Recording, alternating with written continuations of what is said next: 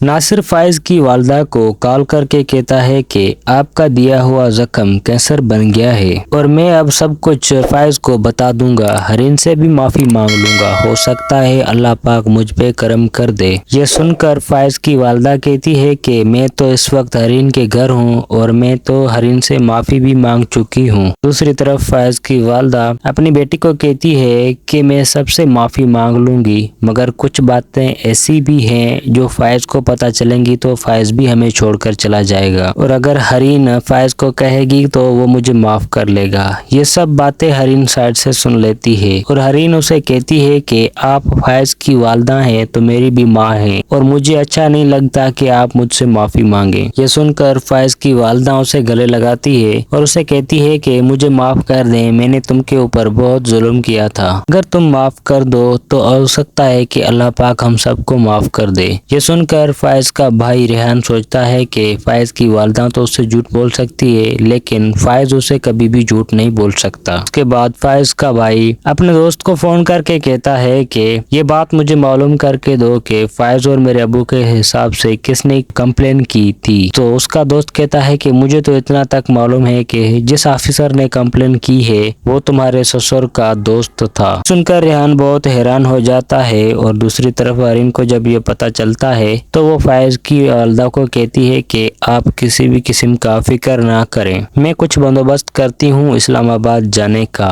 اس کے بعد فائز کی والدہ فائز کو کال کر کے کہتی ہے کہ ریحان کے سسروں والوں نے ہمارے ساتھ بہت برا سلوک کیا اور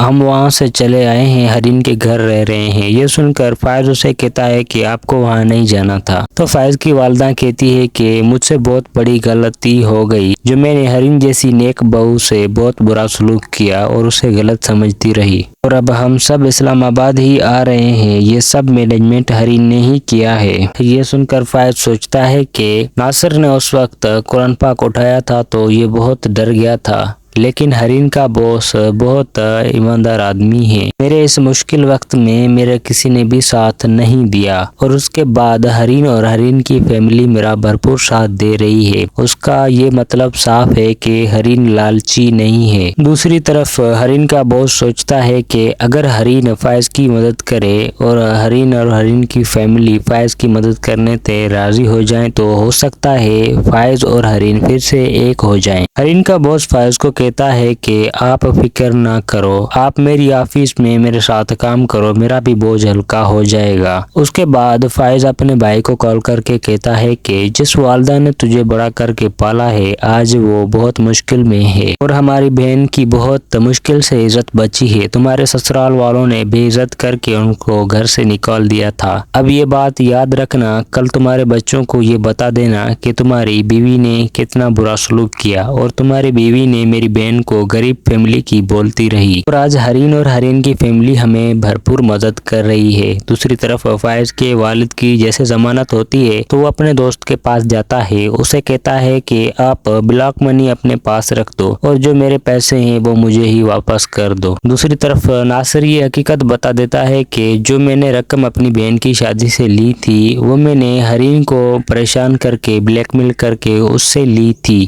یہ سب کچھ میرا ہی وجہ ہے، میں نے ہی فائز اور حرین کو کیسے الگ کیا، یہ ساری میری ہی غلطی ہے۔ جس پر اس کی والدہ کہتی ہے کہ آپ اسی وقت میرے ساتھ چلیں اور حرین کی امی سے معافی مانگ لیں۔ اب دیکھنا یہ ہے کہ فائز اسے معاف کرے گا یا پھر فائز کا بھائی اپنی بیوی کو طلاق دے گا یا پھر اس کے ابو کو سارے پیسے واپس ملیں گے، اور آپ کی رائے کیا کام کر رہی ہے؟ اپنی رائے کمنٹ سیکشن میں دے دینی ہے، اور چینل کو ابھی تک سبسکرائب نہیں کیا تو چینل کو سبسکرائب کر کے بیل کی نوٹیفیکیشن کو دبا دینا ہے۔